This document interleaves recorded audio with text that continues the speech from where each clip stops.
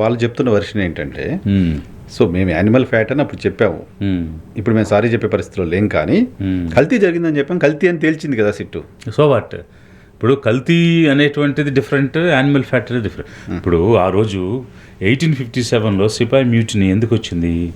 గ్రీజ్డ్ క్యాట్రిడ్జ్లో Pig ఫ్యాట్ని కలుపుతున్న దాన్ని వాడమన్నందుకు కదా వాళ్ళు తిరుగుబాటు చేశారు. That was the first pre independence మూమెంట్లో ఫస్ట్ మూమెంట్ అదే కదా. That was the triggering factor for Indian freedom struggle.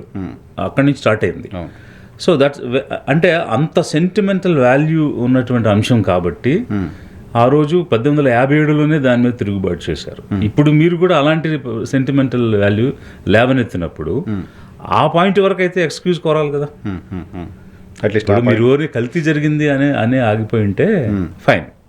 So కల్తీ మేము జరిగిందని చెప్పాం, తేల్చారు అని చెప్పొచ్చు. But your contention and main primary base, మీ ఫౌండేషన్, మీ ఫుట్టింగ్ ఏంటి? యానిమల్ ఫ్యాట్ అనే దాని మీద కదా. సో దానికైతే అట్లీస్ట్ యూ షుడ్ అపాలజైజ్ కదా to the people. When you're unapologetic Sanatani, you should apologize for the mistake committed by you irresponsibly. ఎందుకు సైలెంట్గా ఉన్నారు సార్? No response at. అదే ఇంకా తేలుగొట్టిన దొంగలు అంటారు కదా. సో అంటే ఇప్పుడు ఫేస్ సేవింగ్ లేదు, ఏం చేయాలో తెలియదు. ఆ రోజు బాగా బ్లా బ్లా బ్లా అరిచేశారు. నాట్ ఓన్లీ చంద్రబాబు నాయుడు గారు, ఉప ముఖ్యమంత్రి గారు, బ్యూరోక్రసీలో ఉన్నవాళ్ళు, టీటీడీ ఈఓగా ఉన్నవాళ్ళు, అధికారులు, లేదు మేము అప్పుడు చెప్పిన తప్పు ఏదో కలిసింది అని ఆన్ రికార్డ్ మీడియా ముందు మాట్లాడారు. వాళ్ళ రెస్పాన్సిబుల్ కాదా? అంటే ఎవరు యాక్చువల్గా అయితే ఈఓ ఏం చెప్పారు? మాకు డౌట్ వచ్చిందని మేము రిజెక్ట్ చేసాం, వీ నెవర్ యూజ్డ్ అని చెప్పాడు కదా అతను ఆ రోజు. అది వాడలేదు. డౌట్ వచ్చి టెస్ట్ పంపించాము. దాంట్లో యానిమల్ ఫ్యాట్ ఆ రిపోర్ట్ కూడా ఏదో యానిమల్ ఫ్యాట్ వచ్చింది సంథింగ్, ఏదో ఉండడానికి సంబంధించిన అవకాశం ఉంది అని వచ్చిందని ఏదో చెప్పారు. లేదు, అతను చెప్పింది నాకు గుర్తున్నంత వరకు అయితే అలాంటిది మేము వాడలేదు, టెస్ట్ చేయిస్తాము, కల్తీ ఉన్న తీసుకోము, మేము తీసుకోలేదు అని చెప్పాడు ఆయన అప్పటికే.